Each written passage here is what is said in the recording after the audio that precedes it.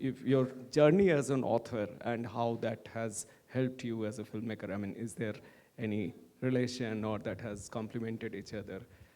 Something about that. After this, we'll start. Okay. I think my journey as a filmmaker has helped me as an author because that's what I was into first. I didn't think of myself as an author really. My book is called Lol Kashmir, Love and Longing in a Tone Land. Lol means, it's the Kashmiri word for love and longing and affection. And the book is a collection of real life stories of love from Kashmir during different periods of the conflict. And it's told chronologically over the last 30, 40 years in Kashmir. So it's looking at the conflict, but through the lens of love. And not just romantic love, different kinds of love, platonic, familial, even love for one's homeland. And yeah, as you said, it came out in 2025. It just completed 1 year, a few days back. And I already had the session for it this morning. And yeah, it's had a great reception. And I hope that more people read it. Now it's out in the world, and every book has its own journey, and there's only so much that you can do to push it. And it has to be just found and read and, go on. I think I'm also a screenwriter, so when I started writing my book, it was hard because the language is very different. Like screenwriting language and prose is very different, so it hindered me a lot in the beginning. But over time, I think it also helped me because I was able to make narrative sense out of the book. Yeah. And how can we get this book? It's here in the bookshop downstairs. You can buy it. Thank you. Thank you so much. So with this, we will start the screening.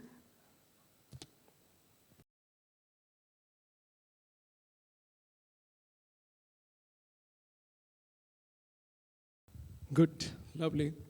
So when I was watching the film, there are a lot of things.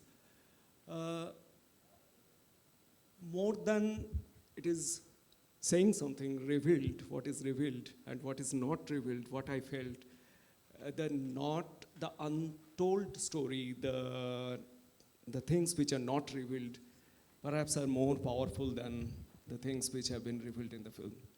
There is a silence, complexity, moral ambiguity, relationship, and the way you said you were a screenwriter. So the screenplay is really very good. I liked it. So I would invite Mehak once again. And before we open the floor for the audience for the question and answer, so would you please highlight your thought when you have wrote the entire film and the way you have told the story? There are this conflict between something is revealed and something is not revealed, and how you thought about it, what was the journey behind it? Listen, I know it's a creepy film.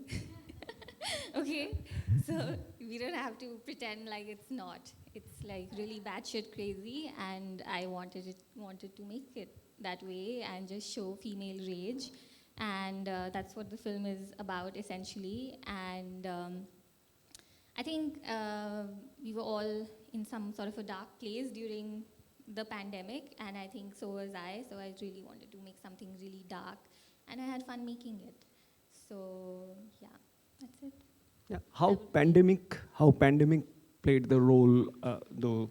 I mean, there is no direct reference to the pandemic in this. I mean, not directly. I think I've always found twins very cinematic, and I wanted to do something with twins. And I also knew that we had a lot of physical constraints while making the film because we were in the pandemic. So I knew I couldn't have too many actors. All the locations are inside. So we needed to create a narrative which was compelling enough. And when you have twins, then you have two characters in one person, in one actor. So Good. yeah, that was it. And yeah, and the rest of it is just some. Okay. So we will open the floor. Any question? There must be something. Everyone is silent, so yeah. Sure. Also, I know that people look at me and they're like, you made this film. They really judge me. And I get it, okay? Yeah, Amita Kasbekar. I'm a member of Moving Images. Congratulations. It's you. in its own way, even though it's dark, as you said, it's a gripping film. I just was curious, from your life experiences, have you drawn from the rage part of it, or the human psychology of revenge or self-infliction of hurt or something like that? Is that where it drew from? No, not so much. Also, I haven't killed my sister.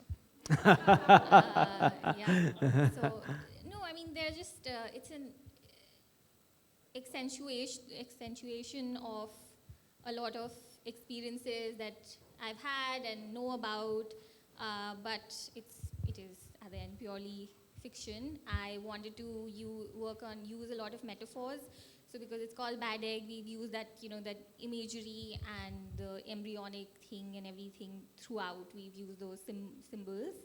And I just knew that from the offset that we wanted to create a film which is, deliciously dark in every way, from choosing to keep it black and white and the shift to color. Because see, also taking away color from the film is easier for the viewer, because if you think about it, a lot of the things, if they were in color, you would have been grossed out.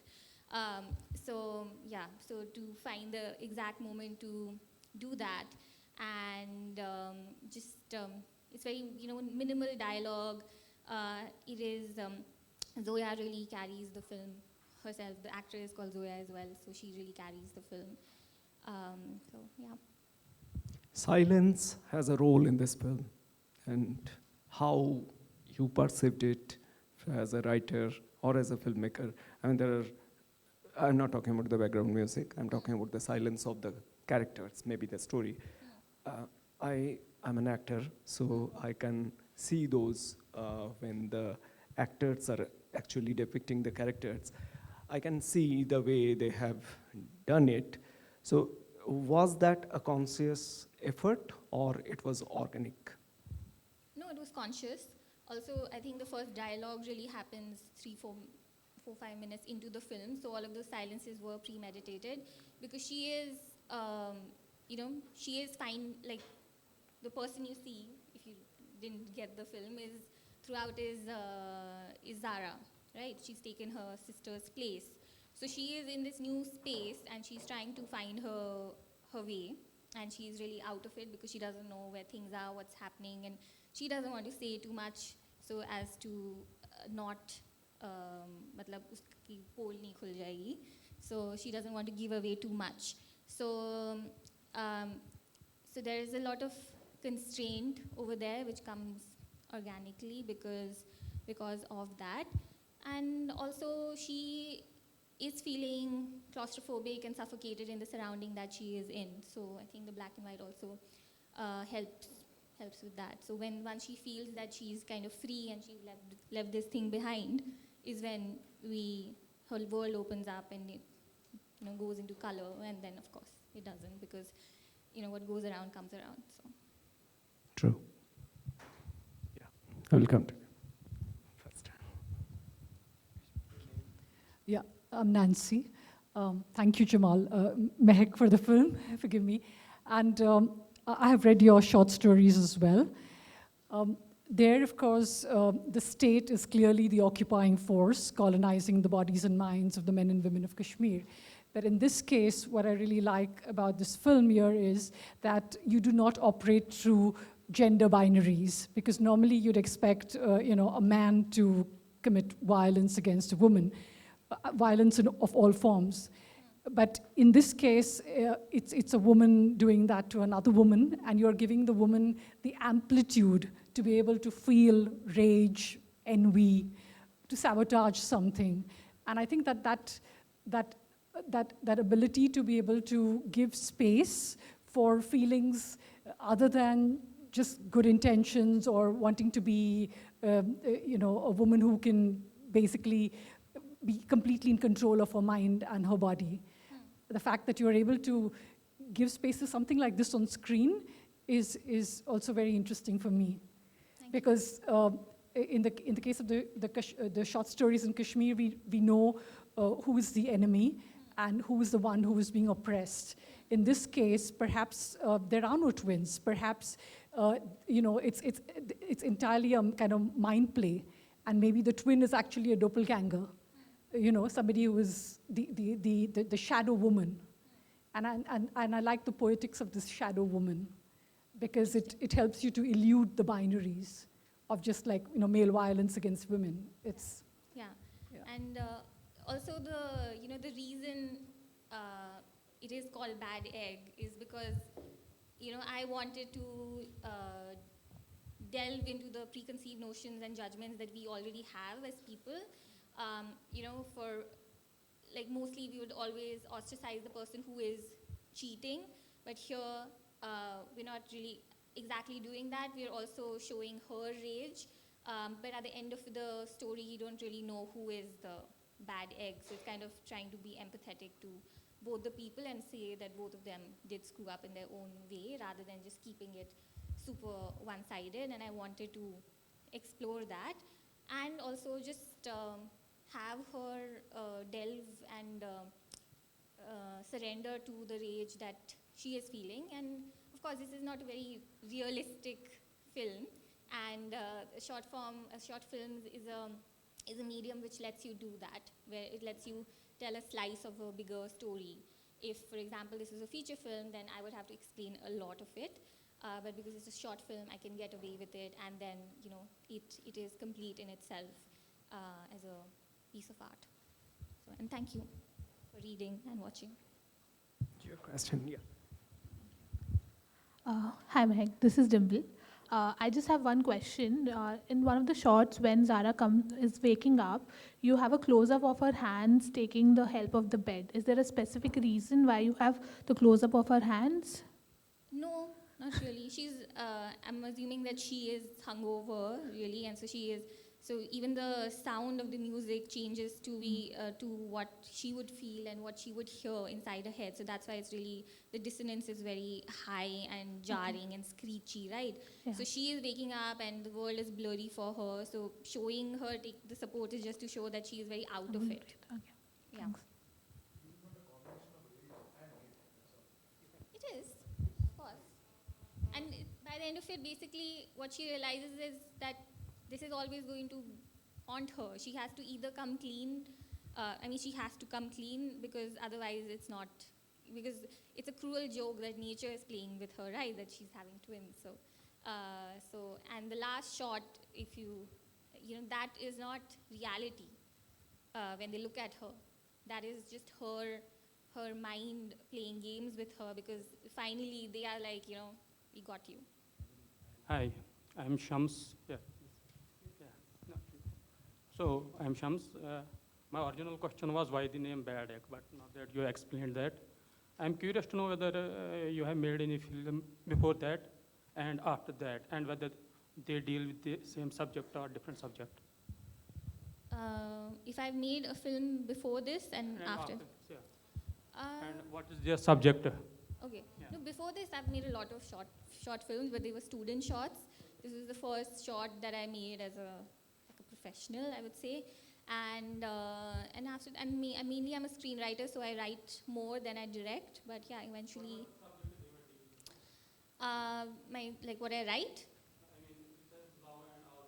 Huh? It depends really, because I work for people and I work for myself. So when I'm working for myself, when I'm working on a project which is like my baby, then I always like to look at shades of gray in characters. But when it's for other people, it really depends on what they want. Yeah. Yes. Was this the personal project? Personal? Yeah, this one. What do you mean by personal? As in self-funded? Yes, it was self-funded. Yeah. I mean, it was made with a lot of favors from all of these people, and I put my own money into it to make it, but it's for a very small budget as compared to what it would have actually cost me.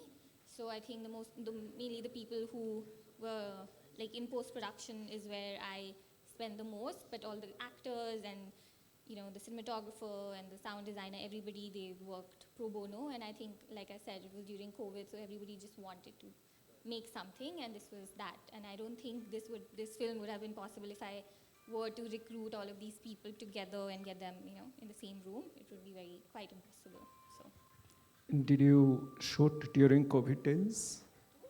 During the COVID days, did you shoot, or Yeah. during the lockdown you did it, or No, like post lockdown? Like when the first lockdown opened up, so it was still bad, but we were very careful. We had a very small crew. Nobody got sick. Okay, and how did you manage that? I mean, was there any We permission? did, we shot in people's houses mainly. That's what we did. We in friends each other's houses. Like the gym where we shot Jim is his house. So we literally just went to his house one night. And his building didn't allow more than 3-4 people. So we had to cut down our already small crew and go and shoot. Otherwise, we were shooting at one of our friends' houses. And even their building had strict rules. So we had to literally smuggle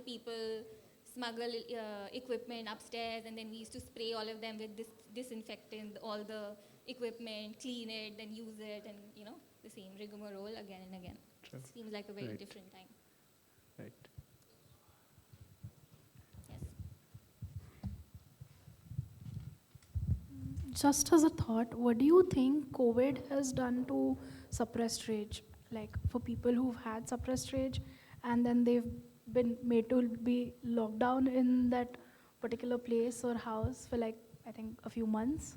What do you think COVID has done for that? Like, just a thought.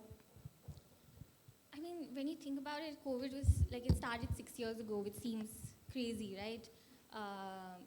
It just like feels like yesterday, and I really think like from 2020 to 2023, all the years seem very compressed for me. It's like, and I feel like they've just flown by. So I think I can't really speak for as like generally about it, but I'm sure that it affected a lot of people in a myriad of different ways. But I think people who already had any mental health issues, it must have exacerbated it for them for sure.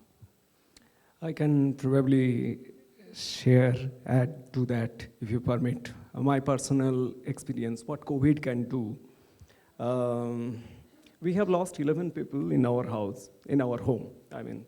So, 11, everyone is mainly aged, no one young people. But what impact that had, my parents, my mother had dementia, and my father had Parkinson's. And both of them were so depressed. My mother's dementia has deteriorated like anything. It was suddenly gone to the Alzheimer's stage. And after that, post-COVID, when we were able to start the treatment and everything, within actually 3 years, my mother's condition has gone to a situation which normally in dementia patient, it takes 15 to 20 years. So last 1.5 years, my mother was in coma, and we have seen her going, every day inching towards the last day. And last year, I lost my mother.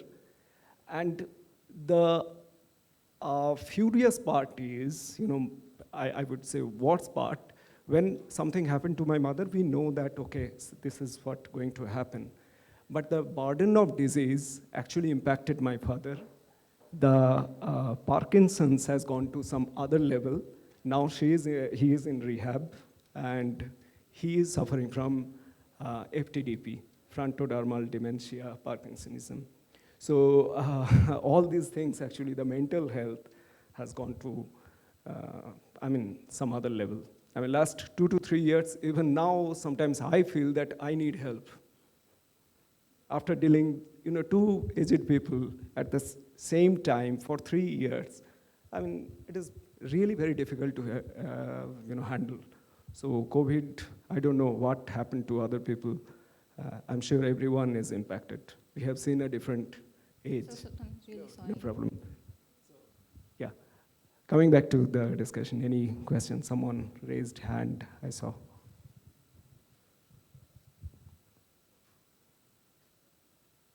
Anything? Okay. It's a gripping film, by the way. Thank you so much. What do you have in mind if you have another one? A short film or something longer? What do you have in mind, do you think? Longer. Longer? say, yeah.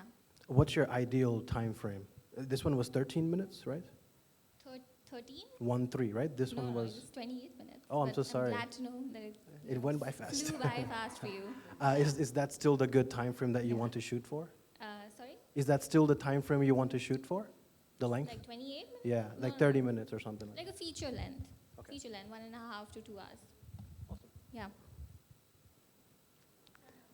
Yeah,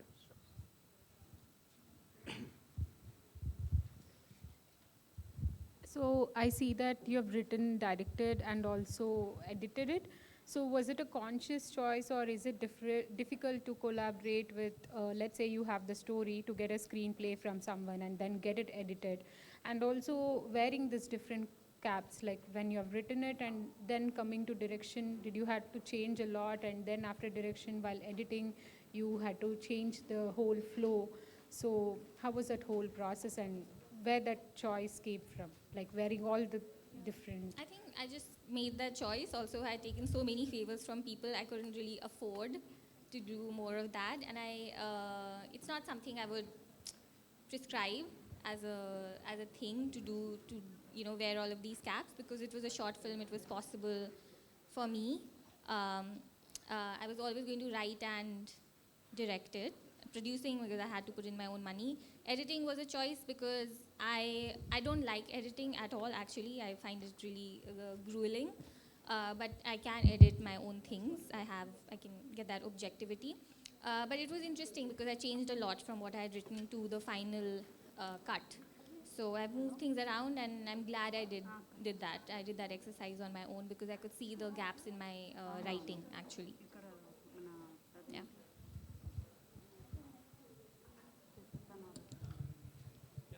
So thank you so much for participating. Your participation is the most important thing when we put effort. It starts from reviewing the film, then making it, and then coming to audience. So when audience come to watch the film, they enjoy and they get engaged with the filmmaker. I think that is a very encouraging part for any filmmaker, any artist. So thank you so much once again. Thank you, Mehak, for this film and coming here. A big round of applause.